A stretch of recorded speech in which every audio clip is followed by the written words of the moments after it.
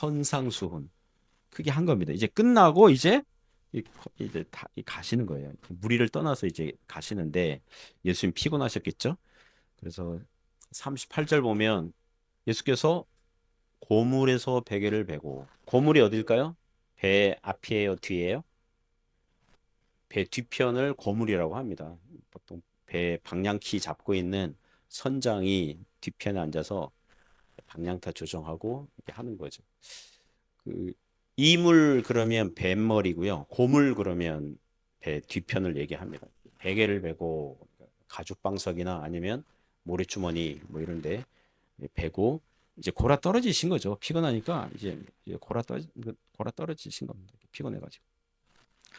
그런데 어떤 일 만납니까? 37절 보니까 큰 광풍이 일어나며 물결이 배에 부딪혀 들어와 배에 가득하게 되었더라. 큰 광풍 만납니다. 보통 바람이 아니라 큰 광풍이에요. 물결이 배에 부딪혔고 물이 배 안으로 들어오기 시작했고 배에 물이 가득하게 된 겁니다. 38절 보니까 제자들이 이렇게 그 하소연 하잖아요. 예수님 깨우면서 선생님이 우리가 어떻게 된 걸요? 죽게 된 걸 돌보지 아니하시나이까. 제자들이 누굽니까? 갈릴리 어부만 해도 한 6명, 7명이거든요. 전직 갈릴리 어부들이. 전문가들이 보기에도 이거는 곧 침몰 직전인 거예요. 침몰 직전. 이 광풍. 이 죽게 된 거죠. 자, 우리는 여기서 이런 질문 다뤄야 됩니다. 이번 여행길은 누가 가자고 하셨다고요? 예수님께서. 예수님께서 이런 일이 생길 줄 모르셨을까요? 만일 모르셨다면 예수님은 전지전능한 하나님이 아니시죠. 만약 아셨다면 아시고도 광풍을 허락하셨다 그러면 전 심술쟁이 잔인한 하나님 아닌가? 뭐 이런 생각 떠오르지 않습니까? 그러니까 제자들이 당황하죠. 이번 길은 예수님께서 가자고 하신 길이고 그럼 최소한 형통하고 평탄한 여행길이 돼야 되는데 이 광풍이 웬 말입니까? 게다가 주님 모시고 가는 길인데 고난과 어려움들이 왜 옵니까? 뭐 이렇게 어, 좀 혼란스러워 했겠죠. 며칠 전에 제가 잠이 안 와서 그 유튜브 보면 잠이 안 올 때 듣는 소설 뭐 이런 게 있거든요. 그 1800년대 러시아 소설가 도스토옙스키. 저 가운데 있는 사람이 소설가예요. 저 도스토옙스키. 1880년대 쓴 예전 설교 그 소설 제목이요. 카라마조프가 이렇게 집 가짜 써가지고 카라마조프가 형제들 이랬는데 카라마조프네 형제 그 말이 맞긴 맞는데 이제 뒤편에 두 사람은 아마 소설 속의 그 등장인물 캐릭터 이렇게 한 것 같아요. 자, 1시간 반짜리인데요. 잠이 올 줄 알았거든요. 근데 재밌는 거예요, 소설 내용이. 그래서 오히려 정신이 막 또렷해져 가지고 뭐 잠을 설친 적이 있습니다. 소설 내용이 뭐냐면 아버지 표도르 까라마조프가 있는데 한마디로 인간 말종이에요. 사이코패스는 아닌데 소시오패스, 공감 능력 부족. 두 명의 아내, 이게 아내 첫 번째 아내 학대하고 아내가 빨리 죽어요. 아들 하나 넣고 두 번째 아내도 막 학대하고 막 두 아들 낳고 또 죽어요 아내가. 이게 이제 젊은 여자에게 눈독 들이고 있고 막 그런 탐욕스럽고 또 애들 삼형제 나왔거든요. 새 아들 나왔는데 다 방치하고 그래서 하인들 손에 자라나고 뭐 그런 거예요. 그런 캐릭터고 첫 번째 부인에게서는 드미트리 큰아들이 드미트리 그리고 둘째 부인이 난 이반 그리고 알로샤 이렇게 세 아들이 있는데 첫째 아들은 아빠 닮았어요. 아빠 투예요. 아주 그냥 그 얘도 탐욕스럽고 약혼녀 버리고 그루센카라는 이 젊은 여자에게 눈독 들이는데 근데 공교롭게도 아버지가 눈독 들이는 여자예요. 그러니까 아버지랑 이 큰아들이 한 여자의 젊은 여자를 두고 삼각관계 나중에 아빠랑 이제 재산 어떤 분쟁 그래가지고 뭐 거의 원수지가 아니에요. 큰아들이랑 아빠랑 그래서 큰아들은 말끝마다 이 아빠를 죽여버리겠어 막 이렇게 말끝마다 막 그렇게 막 하는 그런 아들이고 둘째 이반은 무신론자 지식인으로 자라요. 그, 그 19세기 공산주의 되기 전에 러시아 제정 러시아 와 그 소설 속에 나오는데 참 비참하더구만요. 예. 그러니까 러시아 사람들이 공산주의 혁명이 일어나니까 거기다 그냥 덜컥 권한을 맡긴 걸 보면 거기 보면 아이들이 막 그 뭐라 그럴까요? 막 그 학대받는 걸 봐요. 그러면서 이 이반이 이렇게 얘기하죠. 신은 없다. 예, 하나님 없다. 그러니까 인간이 마음대로 할 수 있다. 뭐 이런 어떤 그런 생각하고 그런 주장을 하는 사람이에요. 세 번째 알로샤는 소설에서 선한 편 나와요. 기독교 신앙이 좋은 청년으로 나오고 이렇게 화해하려고 막 뭐 그런 역할. 자, 근데 어느 날 드미트리가 이 아빠를 죽이려고 집에 들어갔는데 이미 아빠가 그 살해당한 거예요. 이게 알고 보니까 나중에 하인이 죽인 거거든요. 이 아빠 죽인 죄를 큰아들 드미트리가 다 뒤집어 써요. 그 둘째는 이 하인이 이 둘째에게 자기가 아빠를 죽였다고 이제 실토하는데 이렇게 얘기합니다. 당신이 그랬지 않냐? 하나님이 없다며. 하나님 없으면 인간이 마음대로 할 수 있다면서. 그래서 내가 그 나쁜 당신 아빠 죽인 거다. 그러니까 이 둘째가 그 말에 충격받아가지고 막 정신 이상 증세 나오고 막 미치고 막 그런 거고. 이 세 번째는 이 막내는 어쨌든 큰아들은 살인죄 그걸로 이제 시베리아 유형 20년 이렇게 뭐 그렇게 받고 셋째 아들은 그 애들을 보살펴 주던 누가 죽었어요. 그래서 장례식에서 이런 얘기합니다. 그 선한 감정을 절대 잊지 마라. 그 감정이 너희를 구원할 거야.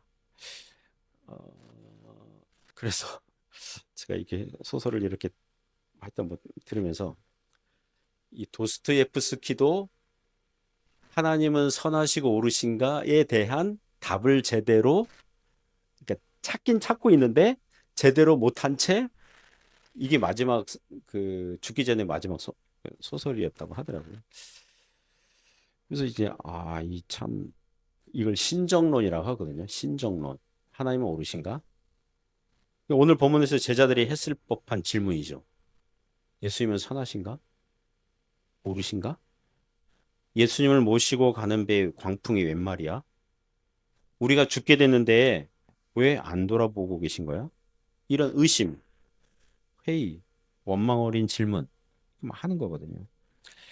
자, 우리에게 적용하면 우리가 주님 믿고 섬기면서 인생 살아가고 있는데 우리가 딱히 잘못한 게 없는데 인생의 광풍이 불어올 때가 있거든요. 주님은 우리를 지키시고 돌보시고 우리 기도에 귀를 기울이시는 거 맞습니까? 혹시 주무시고 계신 거 아닙니까? 우리를 외면하고 계신 거 아닌가요? 이러한 불평과 원망이 생길 때가 있습니다. 자, 그러면 다음 교훈으로 넘어가기 전에 이 신정론에 대한 두 개의 성경 구절을 읽으면서 일단 정리를 하고 넘어가겠습니다. 고린도전서 10장 13절 같이 읽습니다. 사람이 감당할 시험 밖에는 너희가 당한 것이 없나니 오직 하나님은 미쁘사 너희가 감당하지 못할 시험 당함을 허락하지 아니하시고 시험 당할 즈음에 또한 피할 길을 내사 너희로 능히 감당하게 하시느니라. 아멘. 하나님께서 우리 인생에서 우리가 감당할 수 있는 범위 안에서만 시험을 주신다고 하십니다. 여러분, 우리가 감당하지 못할 시험 없어요. 만약에 감당치 못할 것을 만날 것 같으면 어떻게 하신다고요? 피할 길을 내사 감당하게 하신다는 것입니다. 오늘날 그 세계 지도자들 중에 어떤 한 절반은 미치지 않고는 할 수 없는 제가 보니까 미국 대통령, 이스라엘 총리, 이란 대통령 이 세 사람은 미치지 않고는 할 수가 없을 것 같아요. 우리 보고 그런 사람들 되라고 하시는 건 아니거든요. 하지만 그들은 또 그 자리에 있으니까 하여튼 뭐 감당하고 있는 거죠, 그죠? 우리에게는요, 우리에게 맞는 시험만을 주십니다. 우리에게 맞는 시험만을 주십니다. 또 하나 성경 구절 볼까요? 로마서 8장 28절인데요. 같이 읽습니다. 우리가 알거니와 하나님을 사랑하는 자 곧 그의 뜻대로 부르심을 입은 자들에게는 모든 것이 합력하여 선을 이루느니라. 우리는 현재 우리에게 당한 일들이 왜 우리에게 왔는지 정확히 해석할 수는 없어요. 이 고난에 대한 하나님의 뜻 무엇인지 안 알려주세요. 여러분 남편이 여러분 남편일까요? 이유를 잘 몰라요. 그러니까 성경에 하나님이 짝지어 주신 걸 하나님 짝지어 주신 나에게 적합한 짝이라고 믿고 사는 거잖아요. 이게 믿음으로 살아야 되거든요. 믿음으로. 그러니까 우리에게 만약에 현재 당하는 고난이 왜 우리에게 왔지? 잘 몰라요. 주님, 이것은 저에게 무슨 뜻입니까? 몰라요. 언제 알 수 있어요? 일단 시간 지나야 돼요. 시간 지나서 돌이켜보니, 아, 그때 그 사건이, 그런 고난들이, 그런 광풍이 나에게 필요했구나. 나에게 유익했구나. 그래서 주셨구나라고 그것도 추론, 추측할 뿐이에요. 정확한 이유는 어디 가서 물어봐야 돼요? 천국 가서 여쭤봐야 돼요. 주님, 그때 왜 그러신 거예요? 주님께서 이제 그렇게 말씀하시겠죠. 우리는 그러니까 우리가 알거니와 이유는 몰라요. 왜 왔는지. 그러나 이게 어떤 결과를 주는지는 알아요. 어떤 결과 줘요? 하나님을 사랑하는 자, 곧 그의 뜻대로 부르심을 입은 자들에게는 모든 것이 합력해서 뭘 이룬다는 걸 안다는 거예요? 선을 이룬다. 나에게 유익이다. 이게 나쁘게 작용하는 게 아니라 나를 강하게 견고하게 세우시려고 그렇게 하신 거야. 사랑하는 성도 여러분, 모든 것이 합력한 모든 것 중에는 우리 눈에 좋게 보이는 게 있고 우리 눈에 나쁘게 보이는 게 있거든요. 그렇잖아요. 축복된 게 있고 뭔가 재앙처럼 보이는 것들도 있거든요. 그러나 이 모든 것들이 합력하여 뭘 이루신다고요? 선을 이루신다고요. 우리가 하나님은 옳으신가요? 하나님은 선하신가요? 과연 내 인생에 관심이 많고 사랑하시나요? 이런 궁금증과 의심과 회의가 될 때에 이 말씀 기억하시기 바랍니다. 모든 것이 합력하여 선을 이룬다는 것입니다. 그런 은혜가 있길 바랍니다. 두 번째 교훈은 능력의 주님 바라보라고 합니다. 39절부터 41절에서 교훈합니다. 같이 읽습니다. 예수께서 깨어 바람을 꾸짖으시며 바다더러 이르시되 잠잠하라 고요하라 하시니 바람이 그치고 아주 잔잔하여지더라. 이에 제자들에게 이르시되 어찌하여 이렇게 무서워하느냐 너희가 어찌 믿음이 없느냐 하시니 그들이 심히 두려워하여 서로 말하되 그가 누구이기에 바람과 바다도 순종하는가 하였더라. 자, 39절 보기 전에 40절을 먼저 보면 예수님께서 제자들을 꾸짖으시거든요. 이에 제자들에게 이르시되 뭐라고 꾸짖으세요? 어찌하여 이렇게 무서워하느냐? 너희가 어찌 믿음이 없느냐? 자, 우리 이런 질문을 할 수 있죠. 아니, 광풍은 불고 있고 배에 물이 가득해가지고 침몰 직전이고 예수님 주무시고 예수님 깨우는 게 그게 무슨 큰 잘못입니까? 예수님 주무시고 계신데 주무시고 계셔가지고 지금 상황 파악이 안 되시는 것 같은데 지금 광풍이 불고 있고 우리 침몰 직전이고 우리가 죽게 된 거를 그래서 급히 예수님 깨웠는데 예수님 왜 이렇게 화를 내십니까? 이렇게 질문할 수 있지 않습니까? 자, 40절에서 예수님께서 제자들에게 책망하시는 이유가 뭐예요? 단지 예수님께서 주무시고 계신데 깨워가지고 야, 나 피곤한데 잠 더 자야 되는데 왜 깨우니? 그렇게 기분 나빠서 그러신 건가요? 그게 아니죠. 깨울 때의 그 태도와 자세가 무엇입니까? 39절에서 아까 38절에서 우리가 죽게 된 걸 왜 안 돌아보십니까? 막 이럴 때 어떤 태도로 깨웠다는 거예요? 40절 보시면 왜 무서워하느냐? 왜 믿음이 없느냐? 그러니까 두려워서 염려 우리가 죽게 될까 봐 염려해서 믿음이 아니라 불신앙 믿음이 적어서 믿음이 작아서 그래서 예수님 깨운 거잖아요. 그래서 책망하신 거예요. 우리 주님께서 우리에게 기도하라고 하실 때 그 좋은 태도와 자세 있습니다. 뭘 주의해야 되냐면 야고보서 1장 5절부터 7절 같이 읽습니다. 너희 중에 누구든지 지혜가 부족하거든 모든 사람에게 후히 주시고 꾸짖지 아니하시는 하나님께 구하라. 그리하면 주시리라. 오직 믿음으로 구하고 조금도 의심하지 말라.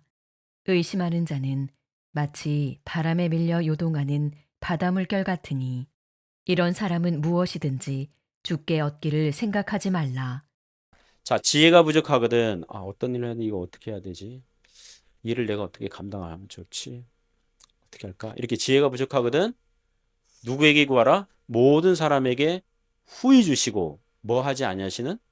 꾸짖지 아니하시는 하나님께 구하라. 그리하면 주시리라. 꾸짖지 아니하신대잖아요. 근데 꾸짖으실 때가 있어요. 뭡니까? 6절 보면 오직 무엇으로 구하라고요?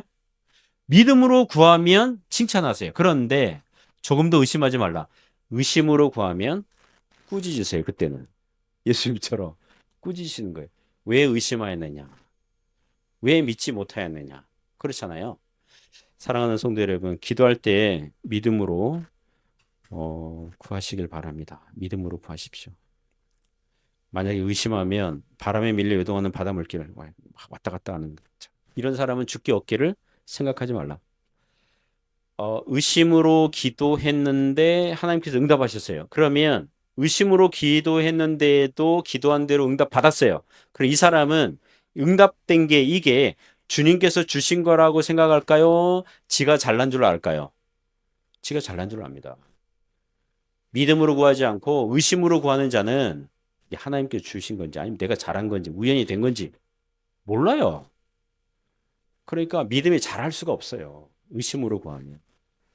그 예전에 교인 자녀가 있었는데 제가 알기로 그 자녀가 고등학교 한 2학년 때부터 교회를 점점 멀리 하기 시작했어요. 그러니까 아빠 엄마 다 교회 다니는데도 심천에 또 학교 다니고 심천에 거기 또 뭐 하면서 또 주일에도 그때는 뭐 학원 입시 학원 같은 게 심천에 있었다고 하더라고요. 지금도 있는지 모르겠어요. 그러니까 자연스럽게 교회와도 멀어지고 자 고3이 됐습니다. 12년 특례로 한국의 여러 대학을 지원하는데 막 대학들이 막 합격을 몇 개 막 하고 있었어요.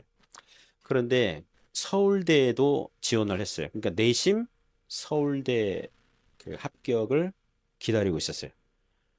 고3이에요. 교회 안 다니고 있어요. 안 다닌 지 뭐 1년 넘었어요. 엄마에게 이렇게 얘기했대요. 엄마, 만약에 내가 서울대 합격하면 하나님 계신 줄 믿고 교회 다닐게. 그렇게 한 거예요. 또 그 자매님이 교회 와가지고 몇몇 분들에게 기도 제목. 우리 애가 서울대 합격하면 이제 다시 교회 다니고 하나님 믿는데요. 그러니까 기도해 주세요. 제가 기도 제목 들으면서도 갸우뚱, 갸우뚱. 여러분 서울대 합격하면 하나님 살아계시고 다른 대학 되면 하나님 안 계신 겁니까? 벌써 이 협상한다는 것 자체가 결국 서울대는 안 됐어요. 그래도 꽤 괜찮은 인서울 4년대 대학 이렇게 돼서 이렇게 했는데 그리고 한 10여 년이 흘렀습니다. 지금도 안 다녀요. 그 애는 지금도 안 다녀요.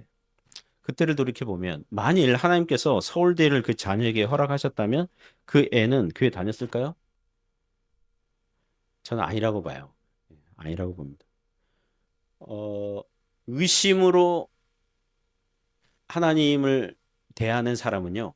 만약에 자기가 원하는 게 됐어요. 그러면 하나님 주신 거라고 생각을 안 해요. 자기가 잘나서 혹 우연히 그렇게 생각하지 하나님께서 주셨다고 생각하지 않습니다. 또 다른 기도의 태도는 빌립보서 4장 6절 7절에 있습니다. 같이 읽어요. 아무것도 염려하지 말고 다만 모든 일에 기도와 간구로 너희 구할 것을 감사함으로 하나님께 아뢰라. 그리하면 모든 지각에 뛰어난 하나님의 평강이 그리스도 예수 안에서 너희 마음과 생각을 지키시리라. 매우 유명한 성경 구절이죠. 우리가 하나님께 기도할 때 염려가 가득한 채로 기도하지 말고 어떻게 기도하라고요?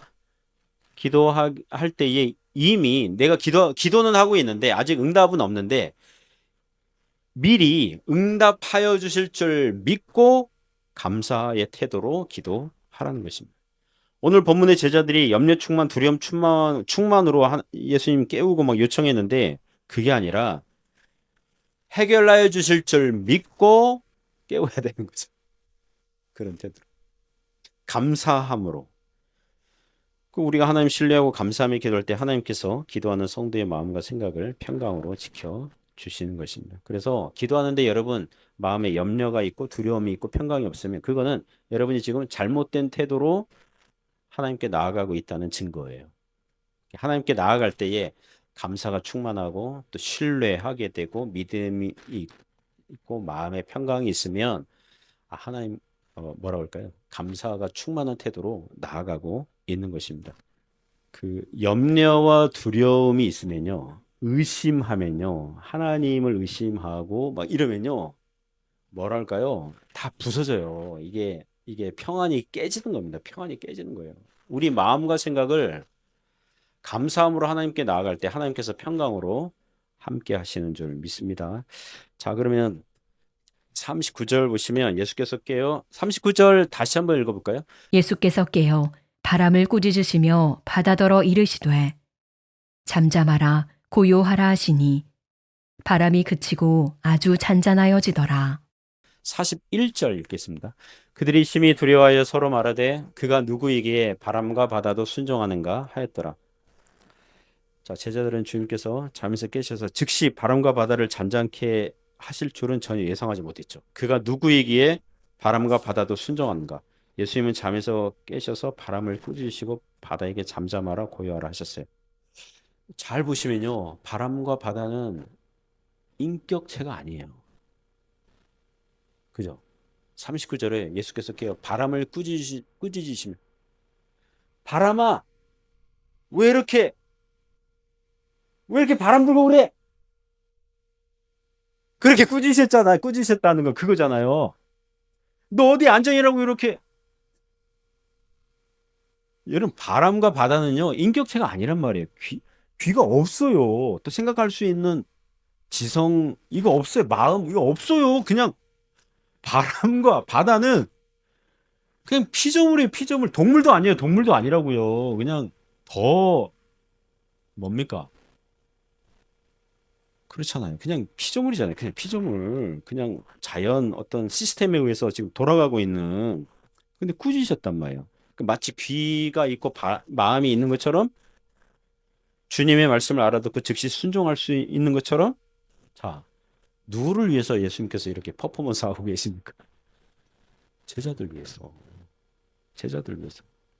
영어 성경에 보면 잠잠하라, 고요하라. 이게 quiet, be still. 그러니까 학교에서 선생님이 애들 막 장난치고 막 이러면 뭐 하라고 그래요? 조용! 애들이 막 또 막 떠들 이거거든요. 제가 이거거든요. 조용. 이거거든요. 누구를 위해서요? 제자들을 위해서. 마치 어린아이들처럼 일종의 시청각 교육.